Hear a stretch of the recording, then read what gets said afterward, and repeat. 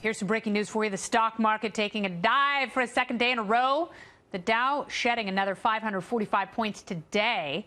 Lost 832 points yesterday, bringing the two-day loss to more than 1,300 points. My goodness. That's a point for every calorie I had at breakfast. Meantime, yesterday, a top Chinese economic advisor warned the ongoing trade war between the U.S. and China could cause a global recession. So is it time to start stuffing money under your mattress? Let me ask Associate Professor of Economics at the King's College here in New York City, Brian Brenberg. This is Brianomics.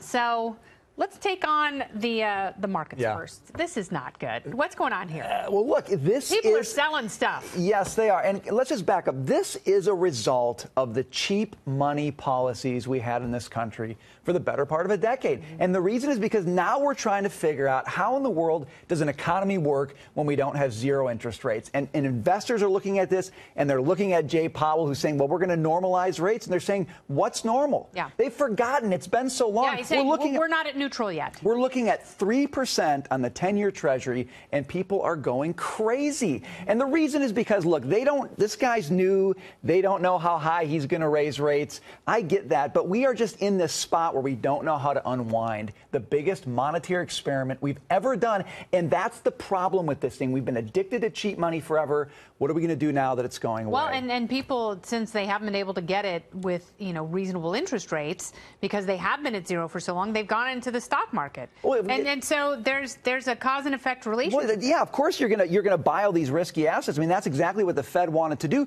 But now that rates are going up, they're saying, well, gee, does that make sense? How are companies going to deal with all this debt that they've got now that they're paying higher interest rates? Raising interest rates too high, too fast. What does that do to the economy?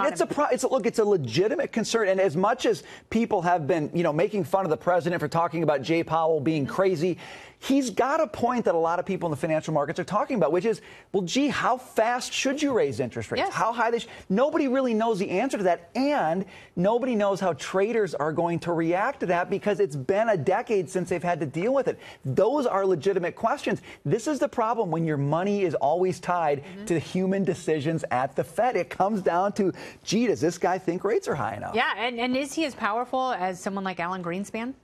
Well, he's sitting in the same chair, and he can make the same moves. He doesn't have the authority, probably, but it doesn't even really matter whether he's powerful enough or not. Shouldn't we end the Fed? Isn't it time? Well, the problem with it is you give these people decision rights over where our money should go, where interest rates should be. There are better ways to do this. The problem, though, it doesn't start with Jay Powell. It starts before him. The problem is when the economy dips and the Fed feels like it's the one that has to save the economy. That's exactly what happened under Obama, because you had nothing from a tax policy perspective, nothing from a regulatory policy perspective. They completely abdicated, and the Fed said, we're the only ones left. We're going to have to cut rates. Yeah, that's not right. That's too much power concentrated in a very small place. I totally agree. Well, speaking of a lot of power, China is fully engaging in this trade war, and they said if the president doesn't stop it, it's going to lead to a global recession. Who does a global recession hurt more?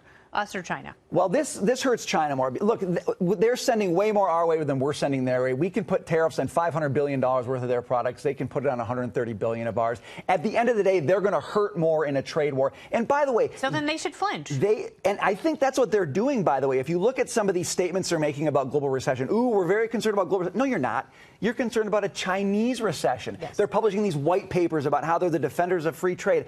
I'm sorry, you're not. When you're stealing intellectual property, you are not the defender of free trade. Yeah, and state-sponsored intellectual property theft is the exact opposite of free trade. That is imprisonment. And you look, as much as global leaders may not like President Trump or his style, they all know on that issue he's right. Yeah. They all know that China's doing that. And China knows that they know that, because if China goes after U.S. businesses as part of this, you're going to see capital flee China, because nobody's going to want to be there without those protections. So if it's a game of chicken, they're going to go bok bok. Yes, exactly. Hopefully the United States will prevail.